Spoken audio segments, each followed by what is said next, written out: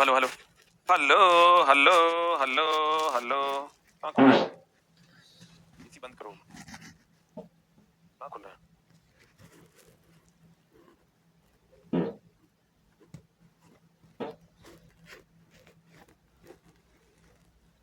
आजा आजा आजा आजा दोस्त मेरे, चलो चलते हैं हम लोग क्वेश्चन की दुनिया में। 50 ओबीसी एकदम 100% सेफ स्कोर में है। आज पहला क्वेश्चन है एलपी सीबीटी 2 शिफ्ट 3 का। ये क्वेश्चन है 25 तारीख शिफ्ट 3 का क्वेश्चन है। किसी परितंत्र में कौन सा जैविक घटक सबसे अधिक संख्या में मौजूद होता है? उत्पादक इसका आंसर हो जाएगा। इसका आंसर गलती दिया हुआ है। सबसे अधिक उत्पादक होता है और उत्पादक की ऊर्जा भी सबसे अधिक होती है। उत्पादक की ऊर्जा भी सबसे अधिक होती है। और सबसे कम संख्या अगर कह देगा तो तृतीयक उपभोक्ता, जैसे बाघ वगैरह का हो जाएगा। इस सबसे कम होता है। इसका आंसर बोर्ड ने गलत दिया है, इसको ठीक कर लेना। कहते हैं सबसे अधिक ऊर्जा किससे मिलता है? उत्पादक से। और सबसे कम ऊर्जा कहां से मिलता है दोस्त मेरे? सबसे कम ऊर्जा तृतीयक उपभोक्ता से। सबसे कम ऊर्जा किससे मिलता है? तृतीयक उपभोक्ता से। और कौन सा जैविक तृतीयक उपभोक्ता में बाघ हो गया, तो बाघ की संख्या सबसे कम है। किस परितंत्र में कौन सा जैविक घटक सबसे अधिक संख्या में मौजूद है? उत्पादक सबसे अधिक संख्या में मौजूद है। सबसे कम में अगर कर देगा तृतीय उपभोक्ता, जैसे बाघ वगैरह हो गया। अगला क्वेश्चन क्या कहता है दोस्तों? निम्नलिखित में से कौन सा इमल्सन का एक उदाहरण? Face cream. फेस क्रीम जो है, दूध जो है, ये सब इमल्सन का उदाहरण है। फेस क्रीम, दूध, ये सब इमल्सन का उदाहरण है। इमल्सन का उदाहरण कौन कौन है? फेस क्रीम और दोस्त मेरे दूध जो है, इमल्सन का उदाहरण है। जाइलम का कार्य क्या है? सबको पता है, जल का वहन। जाइलम का कार्य है जल का वहन। देखो यहाँ प्रोटीन दे दिया, वसा दे दिया, यहाँ जल दिया है, या भोजन का संबंध जल का वहन। तुमको अगर खनिज भी दिया तो जल के साथ खनिज का भी वहन करता है। जल के साथ खनिज का भी वहन करता है, इसलिए जल और खनिज दोनों हो जाएगा। अगला अगला अगला, गति के दूसरे नियम के अनुसार संवेग में परिवर्तन की दर को क्या कहते हैं? बल कहते हैं। बताए थे बल बराबर एक फॉर्मूला होता है द्रव्यमान गुना त्वरण। एक फॉर्मूला बताए थे संवेग में परिवर्तन बटा समय। संवेग में परिवर्तन बटा समय। संवेग में परिवर्तन बटा समय। बल बराबर द्रव्यमान गुना त्वरण, संवेग में परिवर्तन बटा समय। EWS 37 number. एकदम चला, आप तैयारी कीजिए आगे की। बल बराबर द्रव्यमान गुना त्वरण, इसी को हम लोग संवेग में परिवर्तन बटा समय कहते हैं। संवेग में परिवर्तन बटा समय भी कहते हैं, यानी संवेग में परिवर्तन की दर को बल कहते हैं।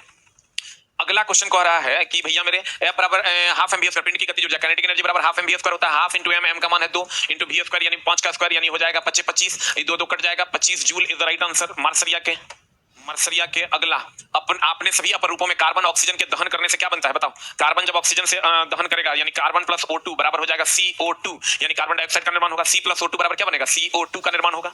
मार्सरिया के अगला, जल के कितने अणु आयरन परमाणु के 3 अणुओं के साथ अभिक्रिया करके, आयरन परमाणु के 3 अणु, जल के कितने अणु आयरन परमाणु के 3 अणु के साथ कितने अणु जब अभिक्रिया करेंगे तो ये Fe3O4 का निर्माण करेगा। Fe3O4 का निर्माण करेगा। देखो क्या कहता है, जल के कितने अणु आयरन परमाणु के 3 अणुओं के साथ अभिक्रिया करके Fe3O4 बनाएगा।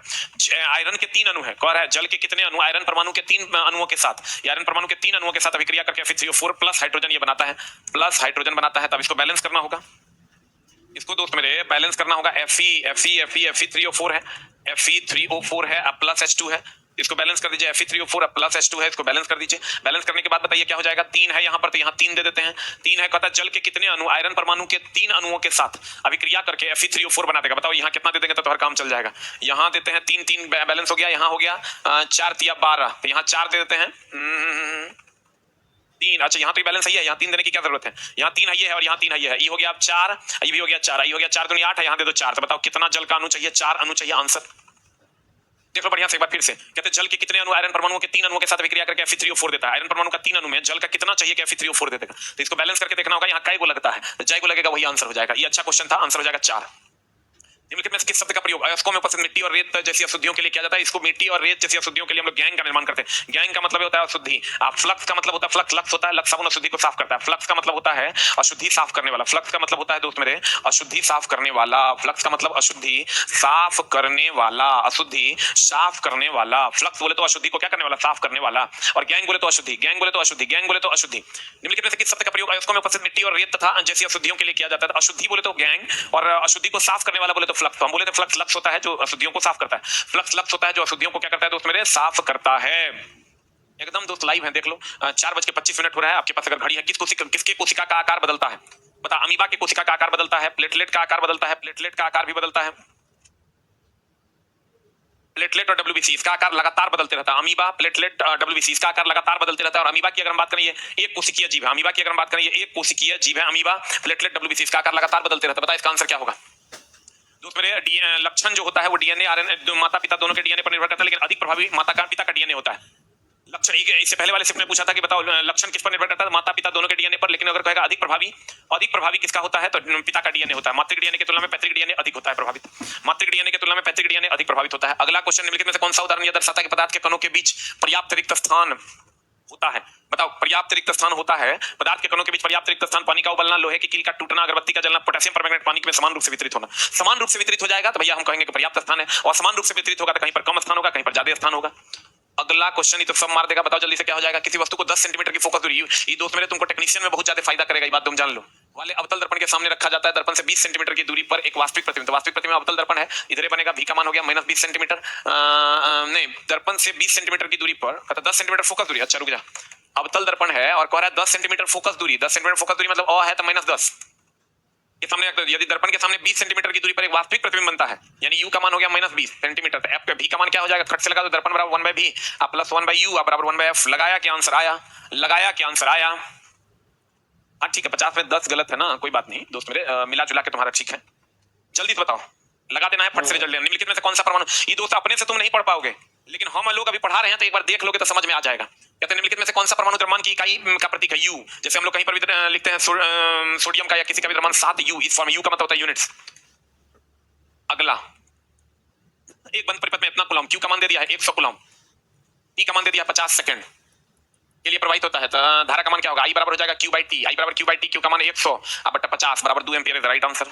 कुछ नहीं सोचना है, क्यू बराबर आई टी 100 बटा 50। सही कथन का चयन कीजिए, सही कथन का चयन कीजिए, बता क्या होगा? पता है परागन, पराग कणों का पुंकेसर से वर्तिकाग्र तक, यही तो सही है। परागन जो होता है पराग कणों को पुंकेसर से वर्तिकाग्र तक स्थानांतरित करता है, यही काम है परागन का। ये नंबर इज राइट आंसर, पूरा डिफिनेशन उठा के दे दिया है। अम्ल और क्षार के बीच अभिक्रिया करेगा, लवण और जल देगा, कितना बार पढ़ा है? अम्ल और क्षार के बीच अभिक्रिया करेगा, लवण और जल बनाएगा, ये ऊष्माक्षेपीय अभिक्रिया है। अगला, अगला कहता है दोस्त मेरे, अगला कहता है वृत्ताकार विद्युत धारावाही कुंडली के केंद्र पर चुंबकीय क्षेत्र रेखाओं का पैटर्न कैसा होता है? संवाहक का पदार्थ होता है, ये संवाहक संवाहक के आकार का होता है। संवाहक के आकार का मतलब वृत्ताकार, संवाहक के आकार का मतलब वृत्ताकार होता है, वृत्ताकार होता है। संवाहक के आकार मतलब हिंदी दे दिया है खाली, वृत्ताकार होता है। बोले थे कि अगर किसी धारावाही चालक तार में विद्युत धारा का प्रवाह करेंगे उसके चारों तरफ चुंबकीय क्षेत्र वृत्ताकार होता है।